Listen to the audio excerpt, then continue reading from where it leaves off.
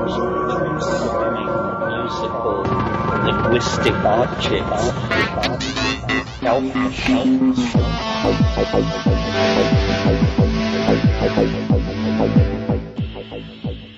Greetings from Cyberdelic Space.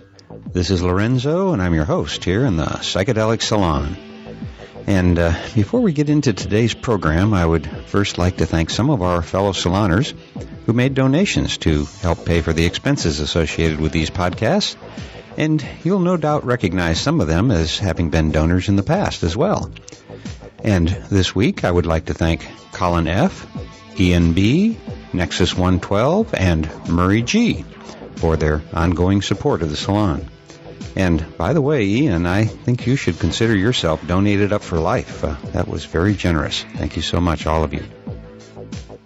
Now, I want to get right into today's program because I think that it is one that you will find quite helpful as we gradually, ever so slowly, push back the oppressive policies of cannabis prohibition around the world. The talk we're about to hear was just given a few days ago, I think on March 5th, 2010 to be exact. And so this information is about as up-to-date as we can get in a podcast, today being the 9th, by the way. It's a talk that was given at the Ashland Alternative Health Clinic in Ashland, Oregon. And the clinic is directed by Alex Rogers and is a place where patients are guided through the official process of acquiring an Oregon medical marijuana card.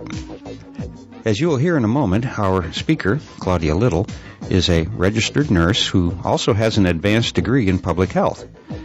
Additionally, Claudia is a member of the Medical Advisory Board of Americans for Safe Access, which is the nation's largest organization of patients, medical professionals, scientists, and concerned citizens who are jointly promoting safe and legal access to cannabis for therapeutic use and for research. And it is one of several large organizations in the U.S. that are all working toward bringing an end to cannabis prohibition. Now, what we are about to hear is so information-packed that it could easily be the introductory lecture for a semester-long course on cannabis and particularly its use as a medicine. In the next 60 minutes or so, even if you are very well versed about this subject, I think that you're going to find some things that you had missed in your own research. And should you happen to be in the unenviable position of living with your parents or a significant other who disapprove of your cannabis use, my suggestion is to encourage your antagonist to listen to this podcast, and then you can have an intelligent discussion with them. Because until and unless the public at large knows the truth about cannabis, we're going to continue having a difficult time getting our side of the story across. Now, before I play this talk, I also want to provide you with a little better picture of our speaker, Claudia Little. As you will hear in a moment, Claudia is extremely knowledgeable about this subject. In my opinion, her information is the best that's available anywhere today. However, I feel that I should also explain my personal relationship with Claudia and her husband, Ron, who you'll hear at the end of this talk when he talks about the workings of various kinds of vaporizers. You see, my wife and Claudia were roommates in nursing school. They served as nurses in the U.S. Navy together and have been close friends ever since. And there was a period several years ago when my wife and I found ourselves, how shall I say it, without a place of our own to live. And for about 8 months, Ron and Claudia shared their home with us, providing us a chance to regroup and get back into the fray once again. In short, Claudia and Ron are among our closest friends, more like family, actually. So without any further ado, now let's join Claudia Little as she shares some very important information about what may be the single most important plant that we know of. Without further ado, Claudia Little. Give it up. Well, hi. I haven't done one of these classes before, so you're my guinea pigs here. Everything I talk about you'll be able to access with links to all kinds of studies. So if if anything especially piques your interest, you'll find it listed here, and you can really delve into it a lot deeper. So that, if you want, I'll send each of you a copy to these links.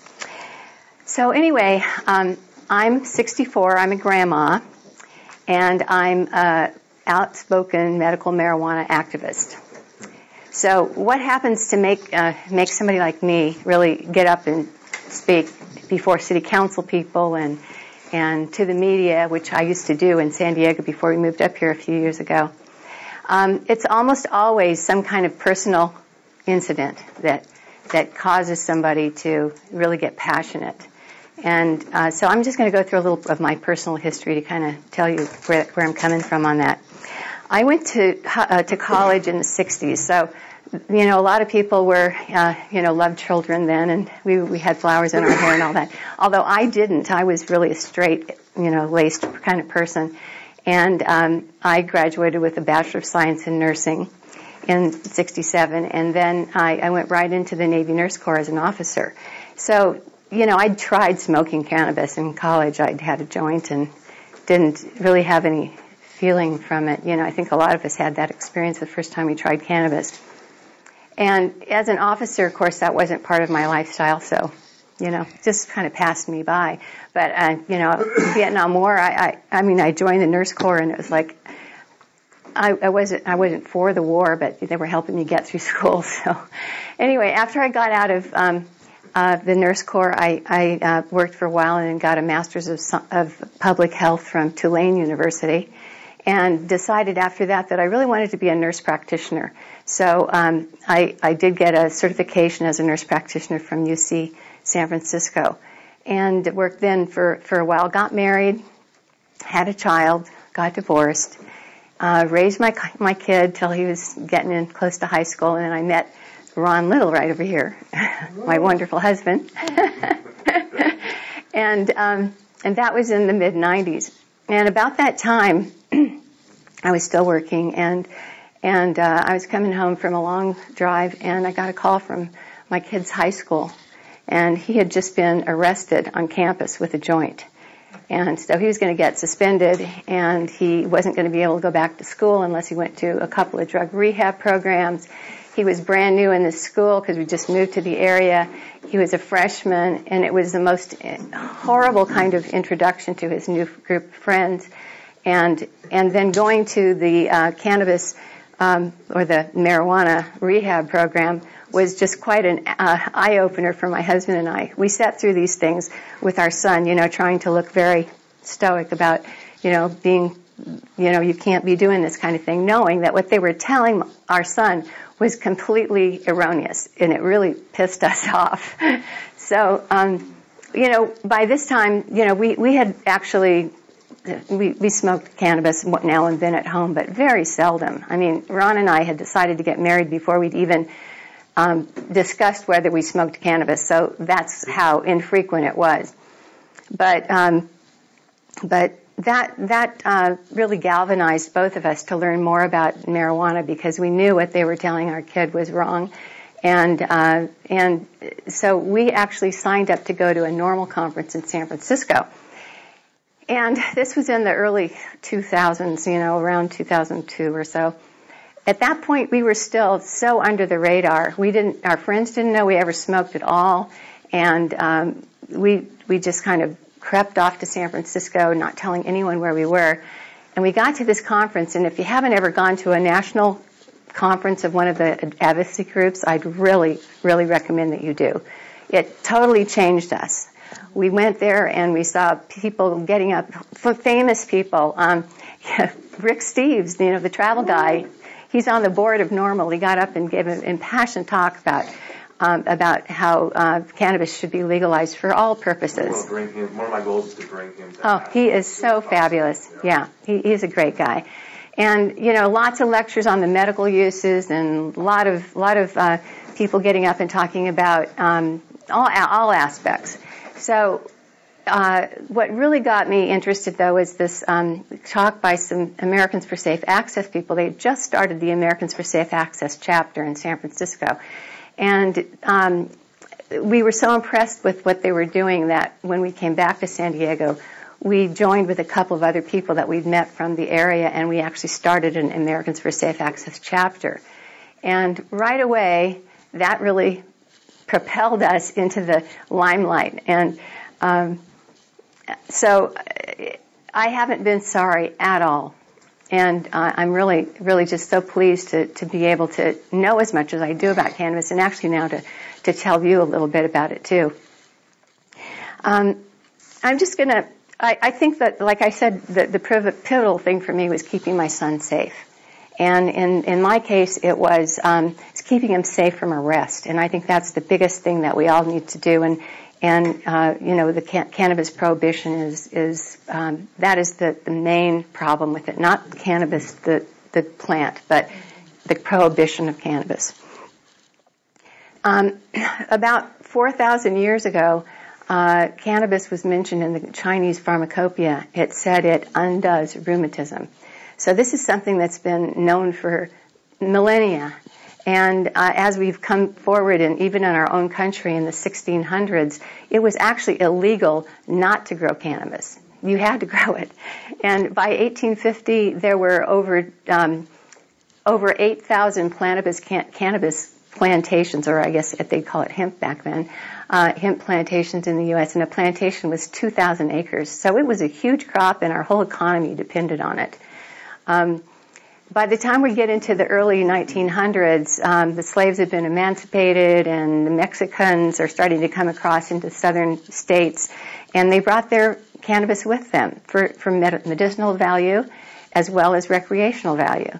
And the fact that these black and brown people, the jazz musicians in New Orleans were using it, and that culture kind of expanded the use of cannabis in a group of people that our country at the time was very much afraid of.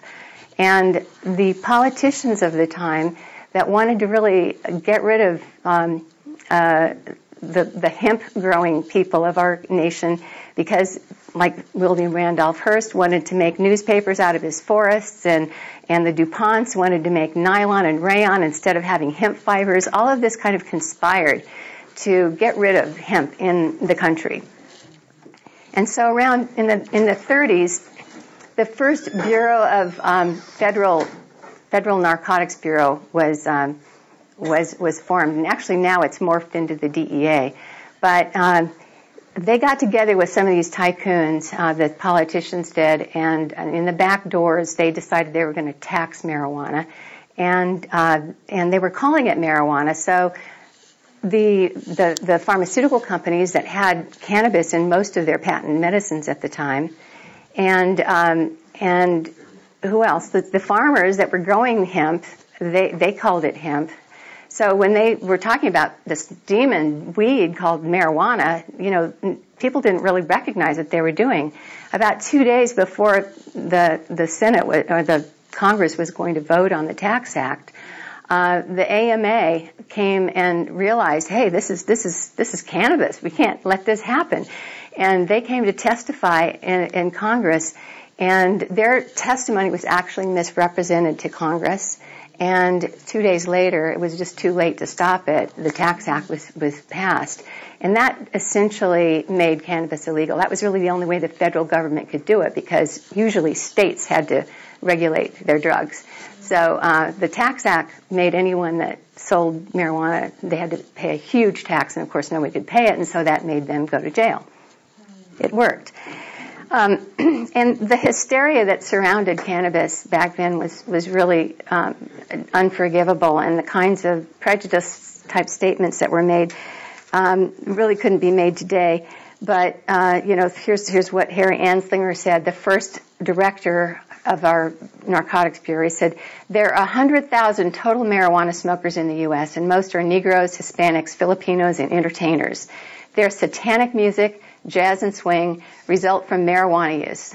This marijuana causes white women to seek sexual relations with Negroes, entertainers, and all others. So that's the kind of stuff that was fed to the public, and it just kept on going. And cannabis use really kind of died out a bit. But around the 60s, when I was in college, it had a resurgence. And most of us that are in this age group know that there's nothing wrong with cannabis, Most of us didn't really get very high from it even, so who cares? But anyway, science has been trying to inform politicians for a long time that they're off base. Nixon even commissioned the Schaefer report in '72. And the Schaefer report reported back to him saying, the criminal law is too harsh a tool to apply to personal possession, even in an effort to discourage use. It implies an overwhelming indictment of the behavior which we believe is not appropriate. The actual and potential harm of use of the drug is not great enough to justify intrusion by the criminal law into private behavior, a step which our society takes only with the greatest reluctance. So Nixon got the report, totally ignored it, went forward with the drug war. In 1988, the DEA's own administrative law judge, and you've probably a lot of you heard this, he actually told the DEA head, marijuana in its natural forms is one of the safest therapeutically active substances known to man. And this was based on a lot of science that was accumulated at the time and summarized by the law judge to his boss. That was ignored. As late as 1999, the Institutes of Medicine on a federal level gave the report saying, and they affirmed that marijuana and its constituents possessed numerous therapeutic properties, including the ability to control pain, nausea, and anxiety, and to stimulate appetite. So you can see that all the scientific information that we'll be talking about today falls on deaf ears. So when any of you hear marijuana has no medicinal benefit, after today I hope that you'll be able to really speak out very vociferously about it and maybe send them some of the links that I'm going to share with you. Polls have shown that 80% of the population of our country believe that medical cannabis should be legalized, and that's everybody, all the states. We have now medical cannabis laws in 14 states. And if you want to know what they are, I can let you know. But our advocacy groups and our lobbying groups in Washington are constantly going and talking with state leaders and federal leaders, and that's why we have these laws. It's not because the states just decided, hey, this is a good idea. So that's one reason I'm going to make a big pitch for joining all the different advocacy groups and checking their websites routinely, because every week there's a new action alert. And I was on a conference call just this week with Americans for Safe Access, calling from the Capitol building in between appointments with senators. And they have said, you know, we go and talk to them, but we need the constituents out there to be making a loud noise to their congresspeople. They need to know that you are behind us. So. And on that note, Claudia, we're starting Progressive Reform of Oregon, Pro-Oregon. It's starting right now, and it's my nonprofit lobby group for drug reform policy. And so it's an Oregon thing, a real concerted effort to be able to lobby Salem in a way that they have not been lobbied before yet on these particular issues. Wonderful. Yeah, that's really what you need. Well, something that's just, this has been around for a while, but maybe a lot of you don't know, that a lot of organizations, medical and scientific organizations, over the last 10 or so years have been calling for the legalization of cannabis for medical purposes. And here in the U.S., just to name a couple, I mean, this is pages and pages of both in our country and in other countries. But here in the U.S., the American Academy of Family Physicians has endorsed immediate legal access. The American Nurses Association, the American Public Health Association, and most impressively and most exciting for me is that the American Medical Association, the AMA, in November just called for rescheduling of cannabis and endorsing its therapeutic value. And this was just in November, and I'm actually on the medical advisory board for Americans for Safe Access, and one of my fellow members is a member of the AMA, and he's the one that actually got this resolution passed. So you can see that these advocacy groups have a tremendous influence on what's happening in our country, and I'm really, really happy about that. This is another thing that you'll find on your list of links, and this is a beautiful compendium of information on recent research. This is all research that's been done in the last 10 years on medical cannabis. And you can see just from the diagram here, lots of different ways that it's used. This is the kind of thing that you can print out and take to your doctor, especially the ones that don't think think this is all mumbo jumbo. The organizations here, the literature that's listed in here is all annotated, and they can look up the references. And if they look at it online, they're all links that you don't have to really go anywhere. They're just right there for you. You're being spoon-fed, so it's beautiful. The reason that a lot of physicians don't believe in cannabis as being a therapeutic and don't want to get involved is well, for one thing, they're afraid. And I was going to tell you about this later, but I'll tell you right now. On your links, you'll see that there's reference to Conant versus Walters, which was a court case that came about in 2003. And it went as far as the Ninth Circuit Court of Appeals decision. It was the doctor's right to recommend cannabis was upheld. The Supreme Court refused to take the case. So it's definitely something that your physicians can do. And if they think they are going to get in trouble or whatever, you can just take a copy of that to them, and it should allay any kind of fears that they have. The science of cannabis is very young. We didn't even know what the active ingredient of THC was until 1964. And it was researched and discovered by a lab in Israel from the University of Jerusalem. And that lab is still very active today, and they do an awful lot of research on cannabis. So in 64, we knew that there was what the active ingredient was, and we knew that it caused some kind of a psychoactive response in our body. So there must be some kind of receptor in our body that responded to this external cannabinoid. So the search was on to find those receptors. And it wasn't until 1988 that the CB1 receptor was found, which is in the brain. And it's all throughout the brain and the central nervous system. And this little diagram shows a lot of different areas in the brain and what they control. So a lot of the psychoactive and even some of the therapeutic aspects of cannabis are controlled from the brainstem. And that CB1 receptor was found, and that is mostly in the central nervous system. But we didn't know until a couple of years later about the CB2 receptor, which is in the immune system.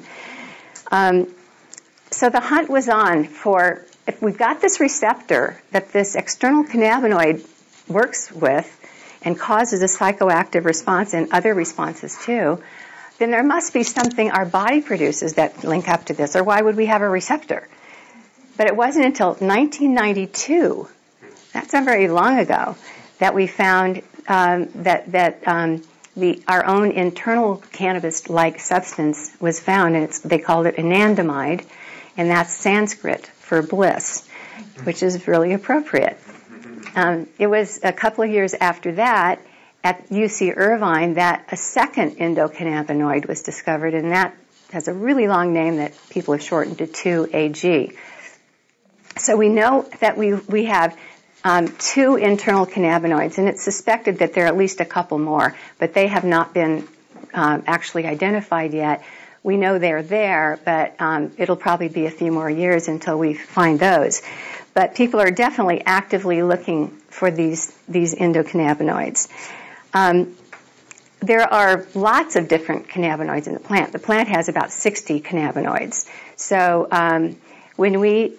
very simply how it works in our body is that when we have pain or nausea or all the other things that cause dysphoria in our bodies, our internal cannabinoids are activated, and they're really trying to overcome that. And eventually, most of us do get some relief from our pain or our nausea or whatever.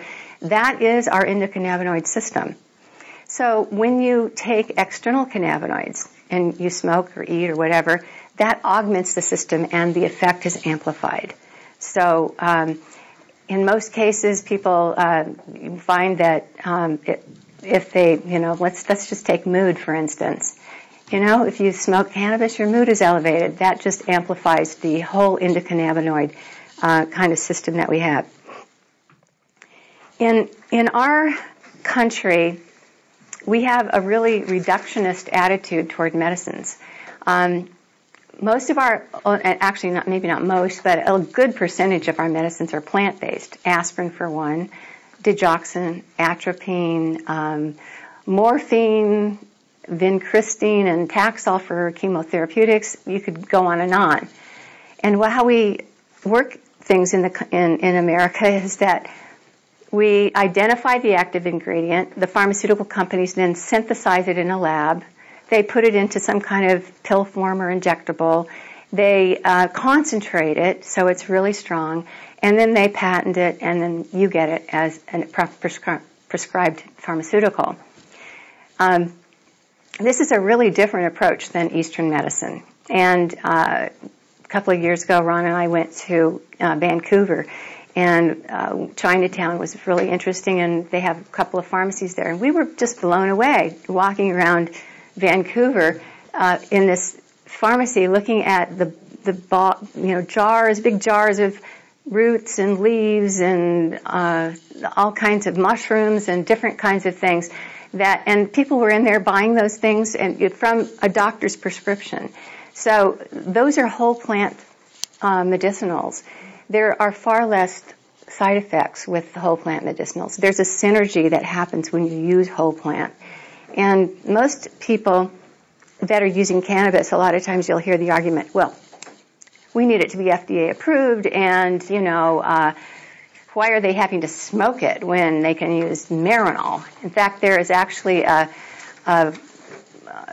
initiative circulating signatures right now to outlaw our cannabis law here.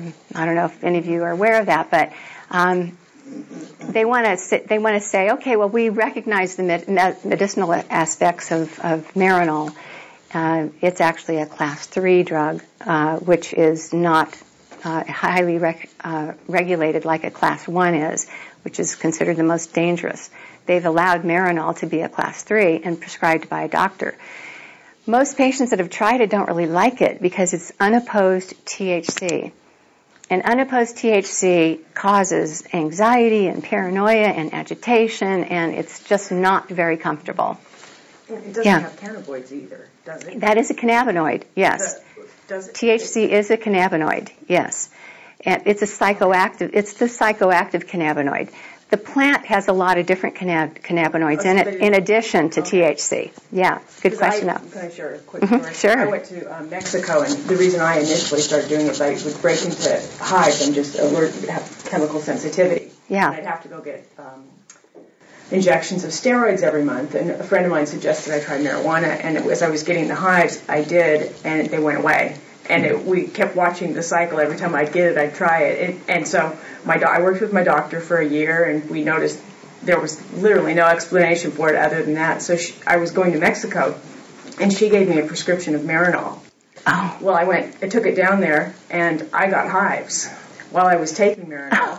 And fortunately, we were staying with a Hispanic family who had a teenager, and my teenage daughter goes, "Mom, I can get you some, right?" So the boyfriend goes out and gets me some, right? And I was broken into hives, and I did the and they were gone overnight. Wow. And it just, they're instant. I get them so bad on my face that I couldn't see out of my eyes. It's just horrible. But the Marinol clearly does not work the same. You're right, and that is so interesting that you said that, because the other cannabinoid that is a very active one we know a lot about is cannabidiol, and it works on the immune system. And what you had was a histamine reaction, which is kind of an autoimmune kind of reaction.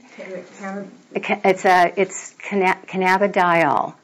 They call it CBD, and obviously that's the ingredient that you needed. I have autoimmune disease, and since I've taken it, I had all my blood work was out of whack on so many different things, and my blood reports come back completely clean now. Yeah.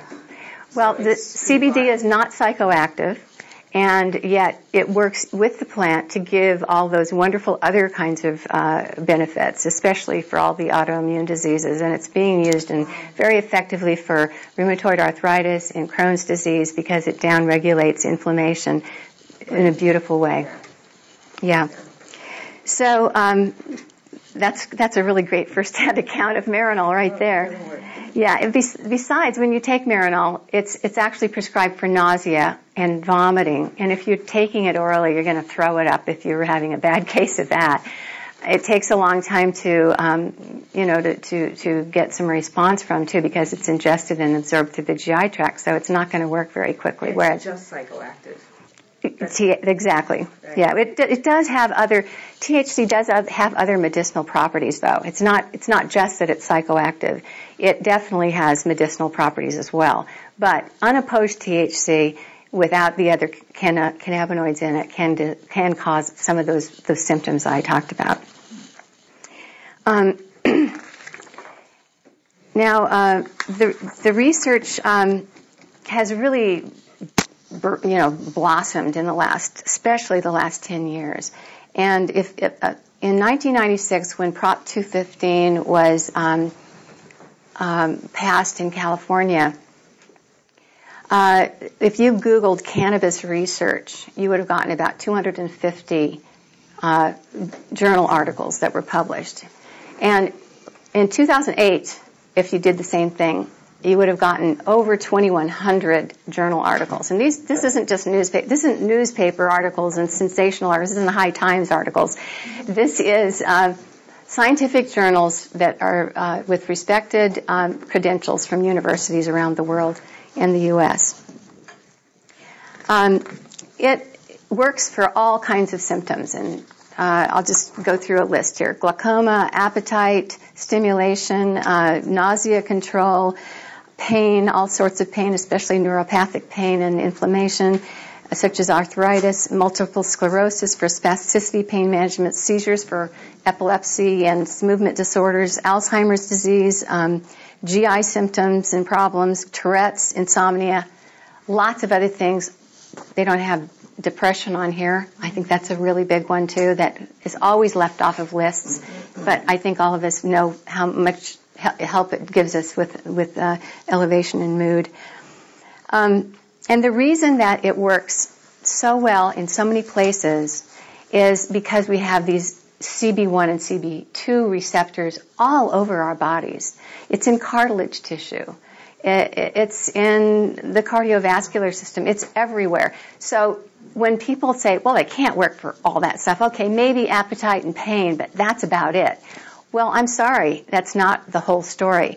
I really had to stop myself from putting all these different studies on the links list, but one of the really important ones that I think that didn't make the list was where they've bred mice that didn't have the endocannabinoid receptors, and those baby mice that are born without a cannabinoid system die. You have to have cannabinoids to thrive. You don't eat and you don't gain weight, and the baby mice just completely die off.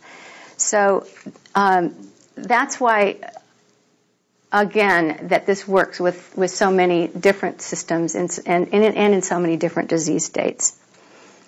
One of the most exciting things is that not only is it good for symptom relief, but there's lots of new research in the last 10 years on its anti-cancer effects and its ability to modify disease.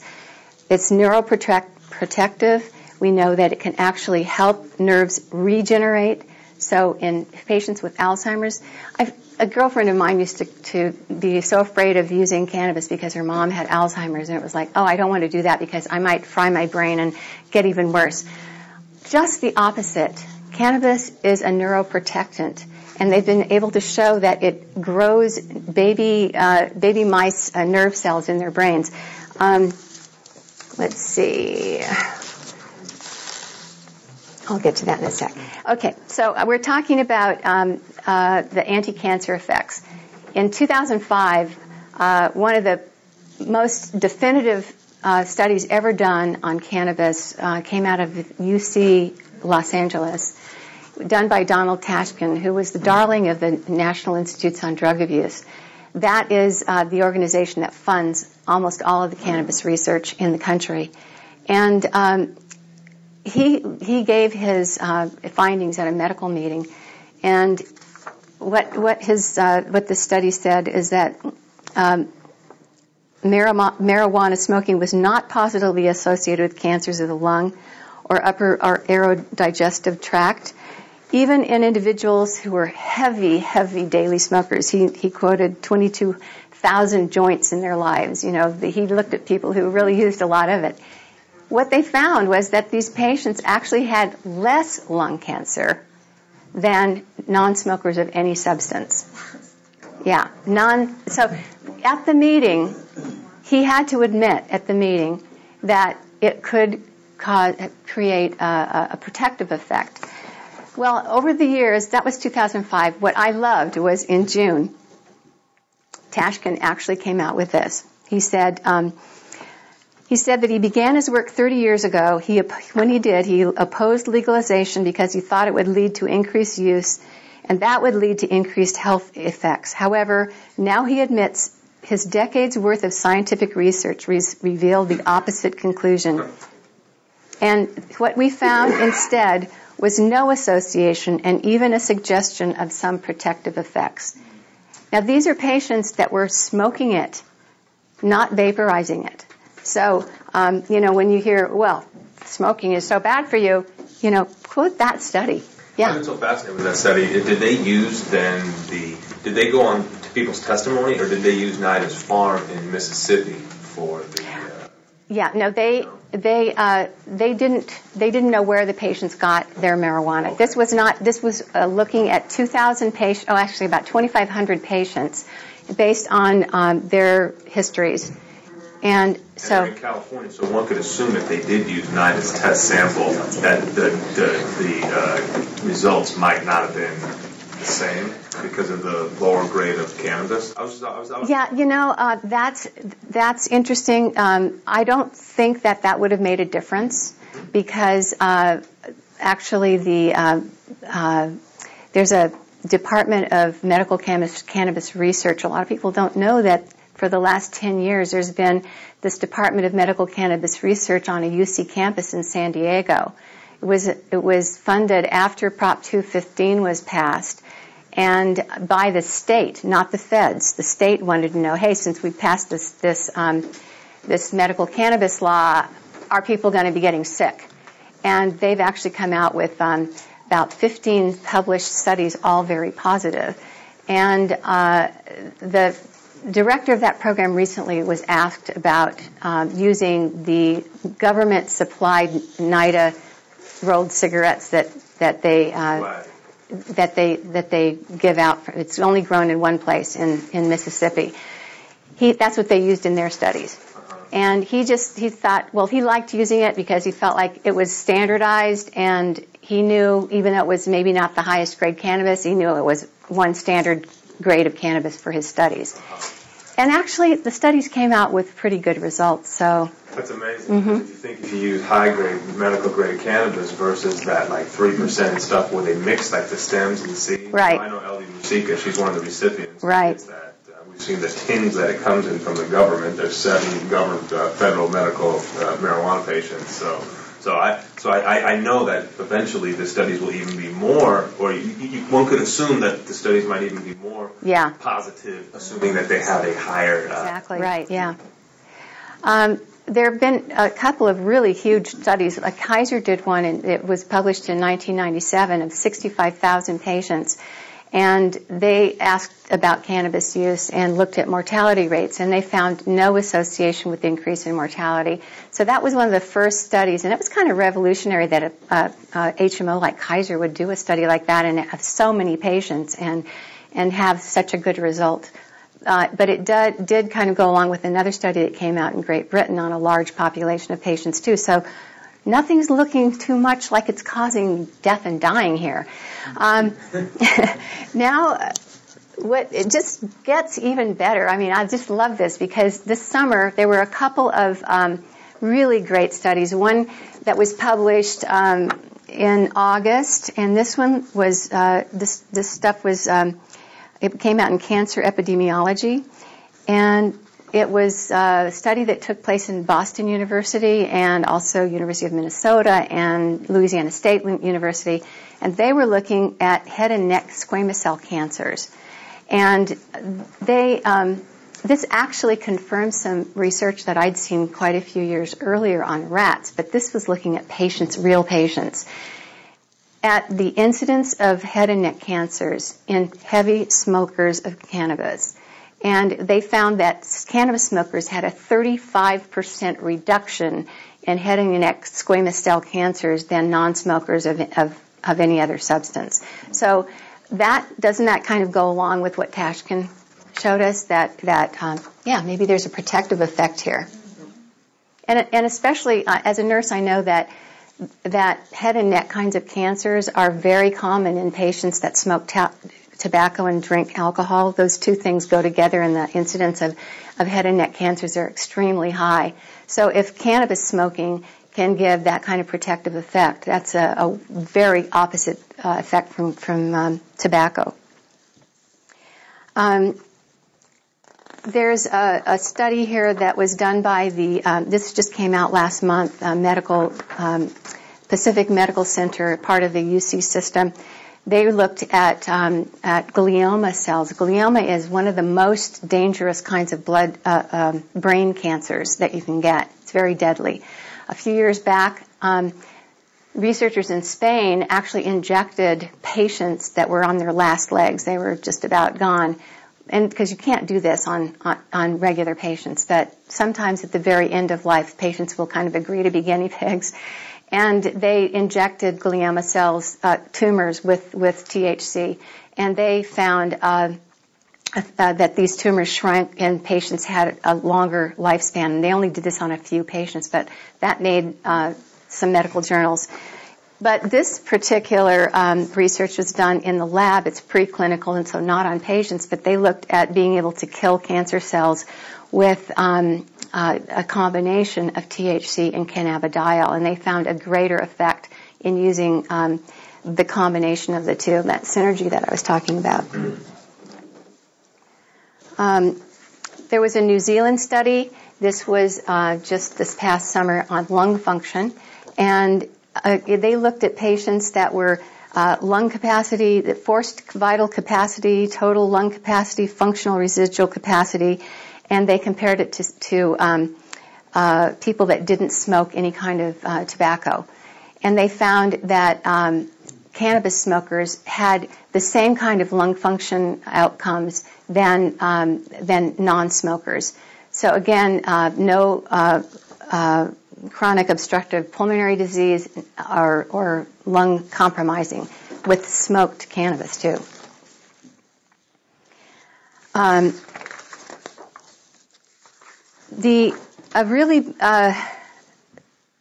Something that made the actual mainstream news, and I call Huffington Post mainstream news these days. It's about the only news I care to look at. But anyway, I did hear it as I was driving along. I heard it on NPR too, that the research arm of the UC system that's down in San Diego, the Center for Medical Cannabis Research, just came out with a couple of their final studies because now they're losing their funding. It's been over 10 years that they've been going, and they have a couple studies to wrap up. But they've used the smoked cannabis, and they reported on these two final studies that looked at neuropathic pain and the spasticity of multiple sclerosis. Oh, I know what I was going to say. They're considered gold standard type studies because they're randomized, placebo-controlled type studies, and they followed patients for quite a while. And because these are the kind of studies that the FDA always says they have to have, that really kind of made the news. I mean, this isn't new information to someone that's been following the research. It's been out there, and it's been written up in magazines and published and everything, but the fact that a state institution that followed all the rules came out with these positive results was really newsworthy. And on the conference call that I was on recently, last week with the ASA people, they said, okay, these people that in Colorado that have been following all the rules with their dispensaries and doing everything right have been raided by the federal government just last week. They were just raids going on, even despite our Attorney General saying that he's going to honor states' medical marijuana laws. Well, we have a new DEA director. Her name is Michelle Leonhardt, and she's a real drug warrior. We're not happy that she's our new DEA director. And these raids happened right after her appointment. So the fact that this has just come out, it's the government can't argue with this. Okay, NIDA didn't refund the research because NIDA won't fund anything that is going to come out with a positive outcome. The state had to fund this kind of study. But the fact that they're still raiding people and that are using medical cannabis, and in the face of this kind of research, they just said, write a letter to your paper and, ask them why they didn't report on this study. They're so eager to put marijuana studies in that show negative results. Let's ask our paper. So I wrote a letter. I don't know if it'll get published, but we'll see. It might. You never know. They've actually published a couple of my letters. So the long arm of the feds. They are, and that's the pressure that we put on is going to make a lot of difference. So this thing that you're doing, Alex, is very timely. On that note, just the 28th of January, the NIDA spokesperson said this: as the National Institute on Drug Abuse, our focus is primarily on the negative consequence of marijuana use. We generally do not fund research focused on the potential beneficial medical effects of marijuana. That was just a few weeks ago. So that's why we don't see anything from our government, because they have a policy not to even go there. That's why Donald Tashkin at UCLA it was really amazing that his research was able to actually get as much publicity as it did, but it was mostly within our little group of people that want to liberate cannabis. Let me say, NIDA did fund his research with the expectation that he was going to make a positive connection between lung cancer and cannabis smoking. Previously, all the research had been too small of projects. This was going to be the definitive one to prove that connection. And he came up with the contrary result, much to their chagrin. Exactly. Okay, so let's, I think that the psychological effects of cannabis have been so overlooked, and none of the state programs list depression as something that cannabis can be used for. And you'll hardly ever, people stay away from that. So what's wrong with euphoria? That's what I want to know. I think it's very obvious to me that when I smoke or vaporize with cannabis, I feel better already. I just have a lifting of mood. And with the amount of psychoactive drugs for depression that are being pharmaceuticalized in this country, cannabis would be a really great alternative. And there are so many side effects. One of the big ones for men is impotence. And with cannabis, it's just the opposite. It really enhances one's sexual life. So I just think that that more and more research needs to come out about cannabis being good for mood. This was a good one. This is also going to be on your links. It's Cannabis in the Brain, and it goes into a lot of the science about neuroprotection. But the very first paragraphs is cited research at the University of Saskatchewan that looked at newborn mice, and it says that the university found that the administration of cannabinoids in rats stimulated the proliferation of nerve cells in the hippocampus region of the brain and significantly reduced measures of anxiety and depression-like behavior. So, okay, if it's good for rats, I guess it's good for us too. So when you see things like that, when I see any kind of thing that talks about depression being ameliorated in humans, I go right for it. So this came out in November, It was done at the University of Oslo, and it looks at the use of cannabis in neurocognitive, and it showed that patients that have bipolar disorder have a greatly increased relief of symptoms. In the study also, they looked at schizophrenia, and they didn't find the same relationship there. So have many of you heard about the controversy about cannabis and schizophrenia? Well, if you haven't, you may, because that seems to be the last bastion of where the attacks are coming from. With all this research about the medicinal benefits and really almost any scientific paper that you write isn't going to say anything about the negative effects of cannabis. It's kind of like the last straw that the government's going to throw at us about, being cautious about using or keeping it illegal. Actually, in Great Britain, they down-regulated, they had changed the scheduling of cannabis to be more liberal, and because of some research on schizophrenia a few years ago, they made it actually more restrictive. A lot of the people that really knew the cannabis literature resigned. The whole board that had been put together to reschedule cannabis to a more liberal component actually all resigned because it was so politicized. Did you have a question? I just want to know if there was any studies done with autism. Not that I've seen. There's a lot of anecdotal stuff. Lots of anecdotal studies, right. Autism. There's just a Good Morning America or Today Show or something. Some gal had her 10-year-old kid, and it was brownies. She had brownies in like Today Show. And she was saying this is the best thing for his autism. He can actually interact a little bit now. He's not as in conflict with himself. And, that's going to be a big thing. I think that really will be. I had the privilege of knowing a researcher named Claudia Jensen, an MD at USC, and she used cannabis in her practice for children that had ADD, and it was very controversial. She was actually called back to testify in Washington to the health department or the Senate Committee on Health or whatever. That there is a huge benefit for people with ADD because, they're so scattered and,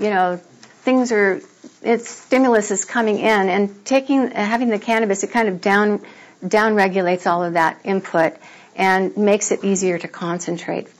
This is a book called Jeffrey's Journey, and it is about a woman's story about her child who had incredible rages, and that can happen in autism too. It doesn't really say the diagnosis, but I love that Andrew Weil actually gave his endorsement of this, saying, Jeffrey's Journey is a compelling first-hand account of the successful use of medical marijuana to treat a serious behavioral disorder in a child. This engaging case report offers an honest look at conventional psychiatric medications and sheds new light on the untapped possibilities of cannabis as an alternative. Who's the author? Debbie Jeffries and Lorraine Jeffries.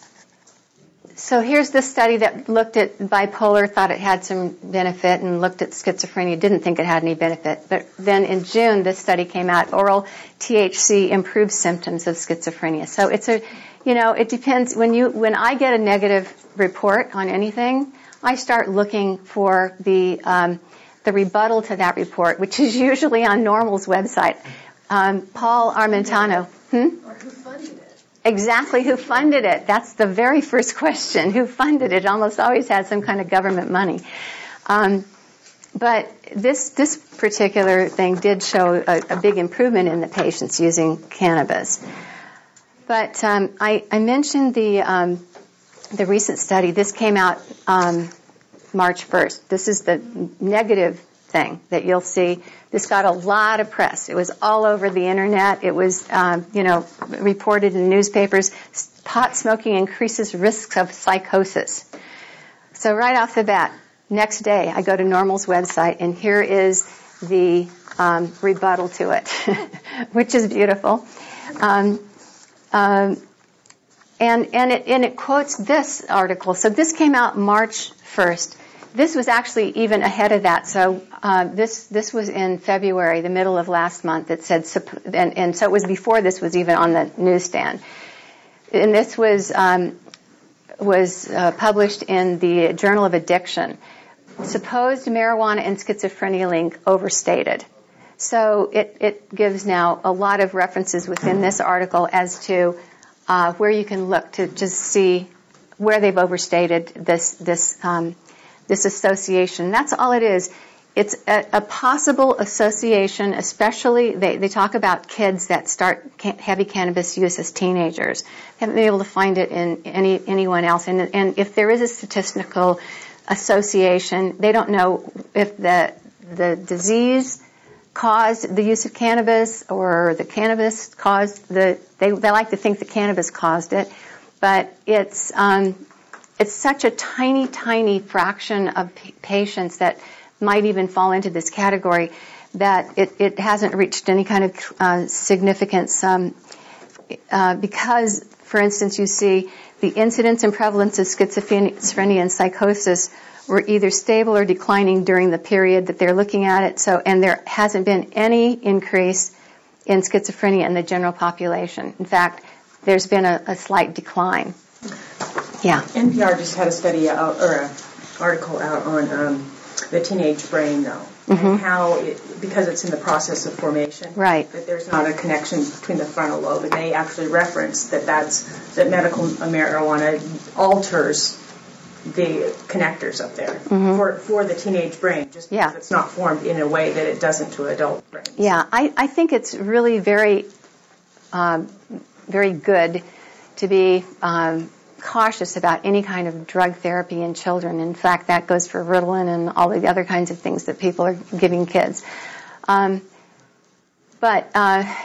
in some cases, like with this child and cases of ADD, it may, you have to look at the risk benefit ratio, and taking a risk where there may be a tiny risk in a teenage brain and forming, whatever is going to happen in the future, but it may be an overwhelming reason to use cannabis if they have a situation that could benefit from it. The safety of cannabis is also something that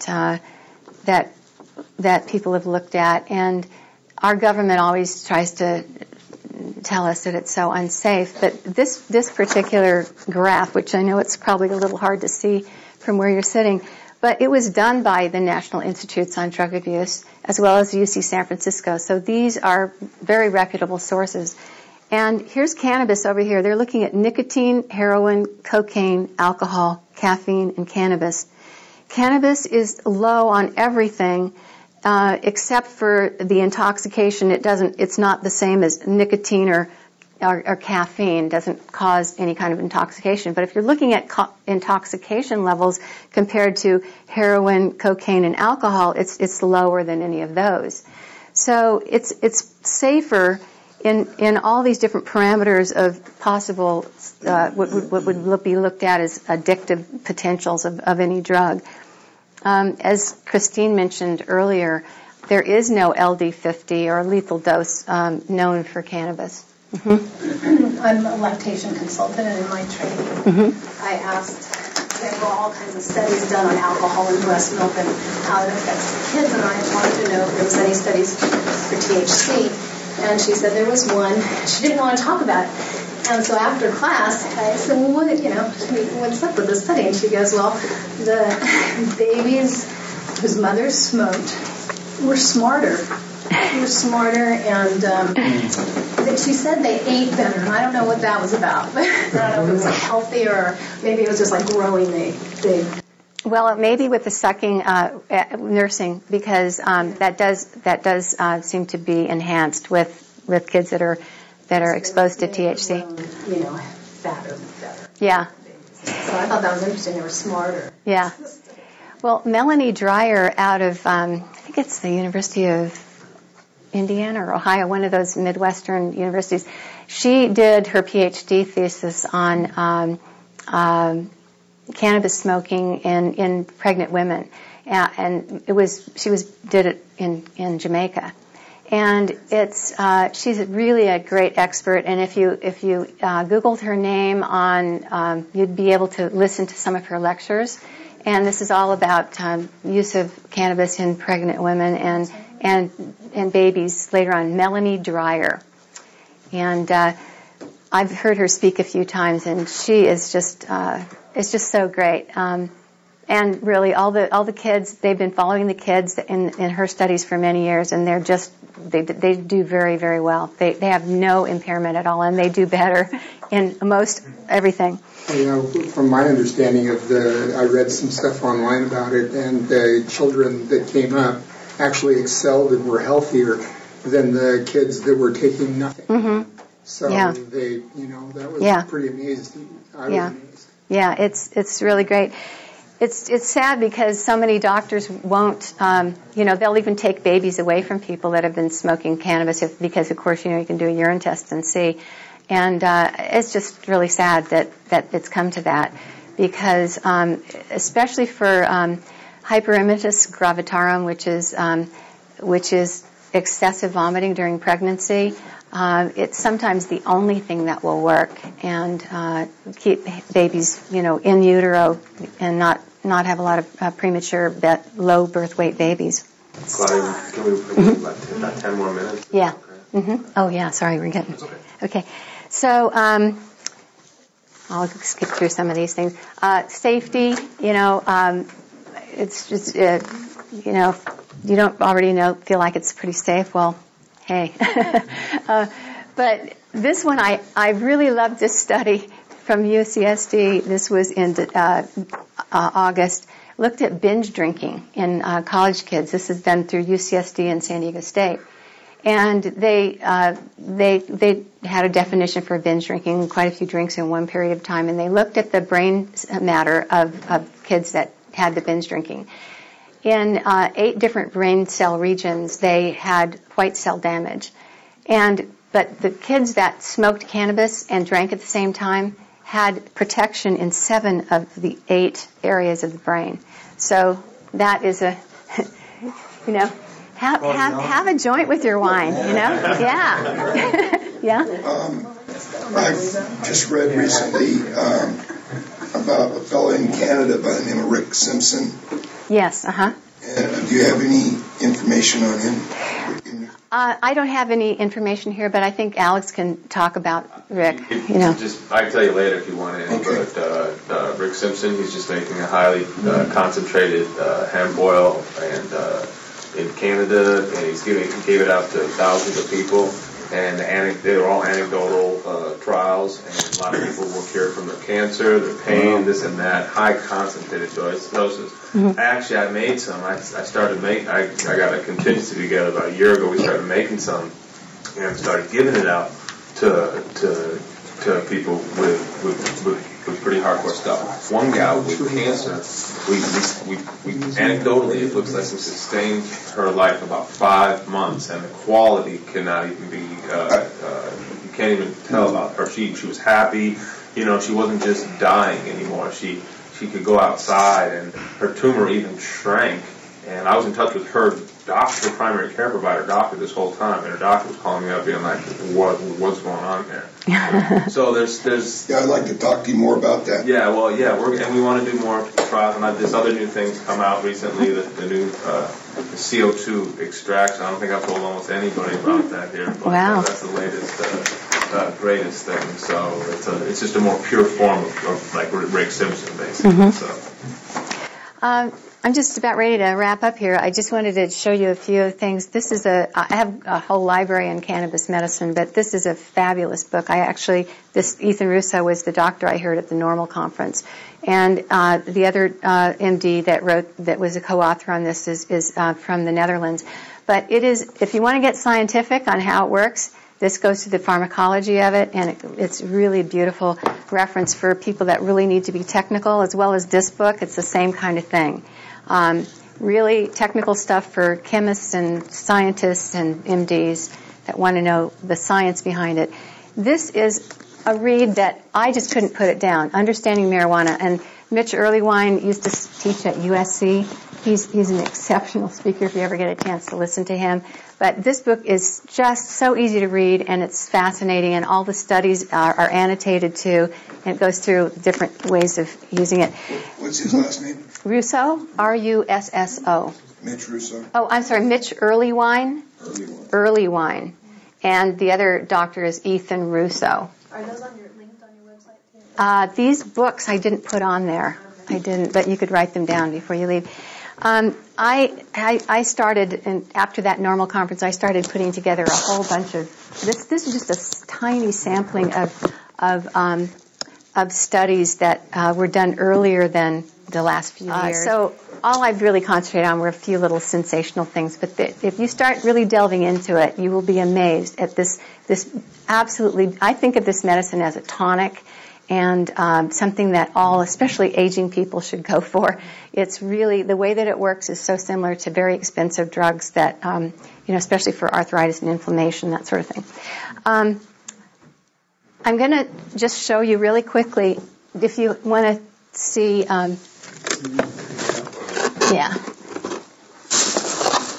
the practical aspects of administration.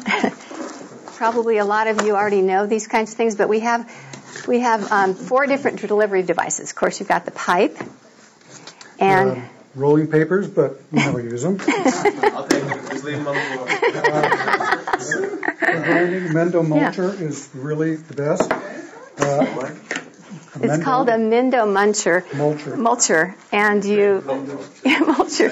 You do this, and then the at the very after you've used it quite a long time, your little keef gets down here, and you can use that separately. But in the meantime, you take the top part off, and your ground bud is in there for your pipe. So what I'm showing you here is some vaporizer choices, and there's lots of vaporizer choices out there, and most of them don't work very well. And I'll get to the volcano in a second. This is an iolite. It's very good, very portable. You can get this online, and it takes a butane charge. You just charge it up, and it's a little igniter there. And the technology is similar to what they use in a hot glue gun, so it doesn't get too hot, because vaporization needs to be just the right temperature, 250, 300, to cause the cannabinoids to vaporize without any products of combustion. Do you know how, is there a lot of the cannabinoids, how do you just say that? Cannabinoids, yeah. Yeah, cannabinoids. Do they vaporize, all of them vaporize? Mm-hmm. They probably get 50% off the leaves, and what's left over you could use in cooking, because there's still some in there. But the nice thing is it doesn't smell a lot, and this works really good. It tastes really good, actually. How do you spell it? Would you say it was? It's an iolite, IOLITE. And this is made in Britain. You can get it from Vape Fiend. And the reason we brought these in is because, well, this is a very cheap method. This is a vaporizer, and Ron can talk about that. That's about $70, something like that. This is around $250. That's around $400. $4 or $5. They have a digital one of those. Yeah. And then, It's just digital, but the thing with this is it's discreet. Some people actually go, like, breaker, give me your 20, because nobody would really know what you're doing. This has a little ceramic plate in it. You put your ground up cannabis in here, and you use a lighter to put hot air in a ceramic plate. That way you're not actually burning the cannabis. So you have things like that. The thing about that we like about the Volcano is it's high-tech German technology. You put ground-up cannabis in this little canister. You put it right on the top, and it's set to a certain temperature. You turn the air pump on, and it starts to go. And can you see the vapor? That's not smoke. It's not smoke. It's vapor. And you probably won't be able to, you can smell it. If you come right over here, you go, a little bit, but it doesn't smell up your whole house. So you fill up the bag, which is just a baking bag is all it is, like a turkey bag or something you might, and you just take it off, turn this off, put this little thing snaps on there, and when you push on, you can see it coming out, but the way you and you don't have to be in a hurry. You can set it down. It'll last for 5 or 10 minutes. No sensation really, but definitely works. Now, are you participating right now? Yeah, he is. I have my card, though. Yeah. Well, I think you ought to share it around. Well, actually, No sharing. I'm sharing. I have just a little anecdote on it, and I know we've got to go. But I have actually seen these used in communal situations where, because you can make the bag as large or small as you want. I've seen a 6-foot bag with a helium balloon on the end of it, so that it, otherwise it'd just be, like this. So it's floating up there, and you can just pass it around a large bag, but a small bag. And you could even take this off and change the mouthpiece if you really had a need to do that, Do you find that having it that way helps you sleep just as it is if you smoked it? It works the same way. It's the same. Yeah, just the same. I always feel like it's different. I've heard people say, "Oh, that doesn't get me high," or something. It's okay, and they'll try it a second time, and they'll go, "Whoa!" So it's just. I've also heard it's depending on how hot it is, because I have a digital one, and there's some research out there on how you should set the temperature for either the sativa or the indica. There's different temperatures and also different temperatures to release different levels of the cannabinoids. I haven't heard that. I have the numbers written down somewhere. I mean, I use them at home. Yeah. But it's like, they say between 364 and 374. Interesting. Well, we really need more research on that kind of thing, because I haven't seen any of that, but that's fascinating. Well, the UCSD study that you talked about, which was the $8 million that California put up to have UCSD study the medicinal effects, they were using the NIDA-supplied cigarettes from Mississippi for many of their studies, but they did take a volcano and they would use smoke from joints that were government supplied and compared it with the vapor from the volcano and found out all the THC was there, all of the other cannabinoid profile, the ones that are able to be volatilized at that temperature, like 350. But there were no products of combustion in there. There was no carbon monoxide. There was no, the various forms of carbon that would be in the process of burning. You just don't find. And what you often hear is people say, "Oh, you can't smoke anything. It's bad for you. It's going to cause lung cancer. Look at all the toxic agents in the smoke." But we already found that there's an anti-cancer effect to cannabis that might be working against the possibilities that some of the nasty ingredients that are in smoke. That may be the explanation for that, but if you're concerned about that at all, go with a vaporizer. That's my point. You ever seen information about chronic vaporization and damage to the cilia and the lungs? Because you're not getting the smoke, you're not getting the exacerbation of the lung tissue of actually moving the toxins along. But No, I think that study in New Zealand kind of would put that to rest. Even patients that smoked marijuana had better vital capacity and lung volume, all that. Vaporizer. Oh, vaporizer? Rather than smoking. Oh, it's got everything that's in the smoke except all the nasty stuff. Yeah. Right, yeah, I've seen some information about that. Yeah. Interesting. I'd be interested in seeing that, I can tell you I cough a lot less using that than I ever did when I smoked. Yeah. So it makes a big difference. Well, Which might not be good. The research is saying coughing is actually healthy for the lungs. It does have an expectorant value to it that even with to a degree, because you still can cough. Which I do on occasion, which is not as much. So one last thing. Join the groups. And maybe if you can't afford to give any money, it doesn't matter, but just go look at them, like Drug Policy Alliance, Medical Marijuana Project, LEAP, Law Enforcement Against Prohibition, NORML, Americans for Safe Access. And they're on the links that I'll send you. And if you just go to their website, and every week or so they'll have a new action alert, just click it and send something off to our people in Congress. And join them if you can. If you can afford $3 a month, every month, support them with your money too, because these people are just pouring it on for us back in Washington. And that's how we've gotten where we've gotten. Thank you That's very it. much. Yeah.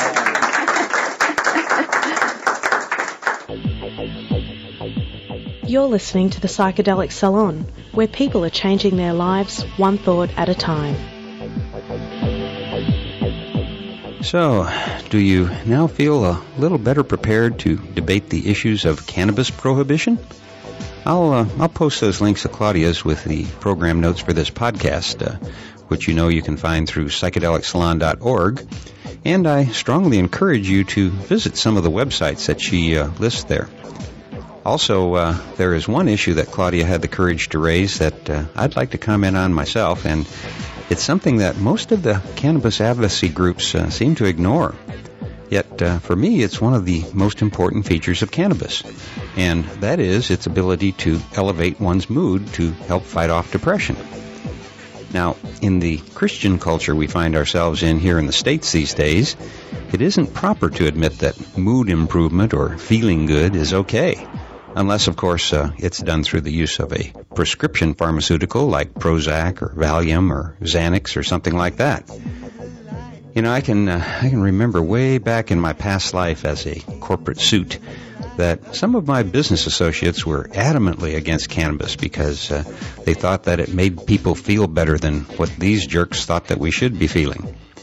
And the kicker is that these same guys, for the most part, were on some kind of a prescription tranquilizer of their own. And by the way, some of those are really powerful. In fact, if you live somewhere where there isn't a regular supply of top-quality cannabis, you may find, as I did, that Xanax is an excellent substitute. But if you do, be very careful, because unlike cannabis, it's quite easy to develop an addiction for it. Anyway, here are these guys I was working with who were putting down on people they called potheads, mainly because they thought they were feeling too good. And yet these same guys were as mentally disoriented from their prescription medicines as any first-time toker would be. Ultimately, the only arguments I can see against the use of cannabis are all religious-based.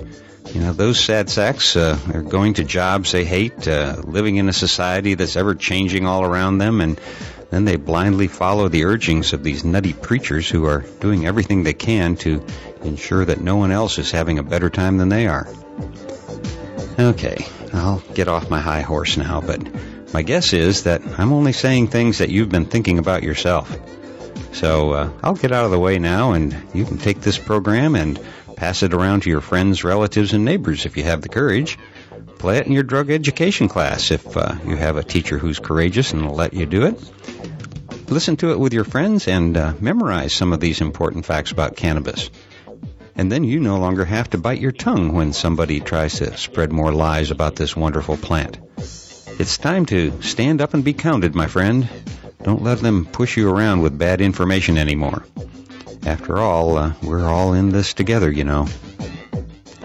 And speaking of being in this together, you may also want to listen to the latest podcast from thedopefiend.co.uk. It's number 211, I believe, and in it, the Dope Fiend and some of his audience exchange ideas about some of the concepts and topics that were covered just now. And so it's an excellent place to continue this conversation. Also, I'd be remiss if I didn't give a plug to my friend KMO and his Sea Realm podcast. His recent programs, numbers 194 and 195, in which he interviews Albert Bates, are not to be missed, in my opinion. There's a lot of important thinking coming out of the Dope Fiend podcast and the Sea Realm podcasts, and I highly recommend them all in the event that you haven't already listened to them yourselves. And like this podcast, their subscriptions are all free. Well, that's going to have to do it for now, and so I'll close today's podcast again by reminding you that this and most of the podcasts from the Psychedelic Salon are freely available for you to use in your own audio projects under the Creative Commons Attribution Non-Commercial Share-alike 3.0 license. And if you have any questions about that, just click the Creative Commons link at the bottom of the Psychedelic Salon webpage, which you can find through psychedelicsalon.org. And if you're interested in the philosophy behind the Psychedelic Salon, well, you can hear all about it in my novel, The Genesis Generation, which is available as an audiobook that you can download at genesisgeneration.us. And for now, this is Lorenzo signing off from Cyberdelic Space. Be well, my friends.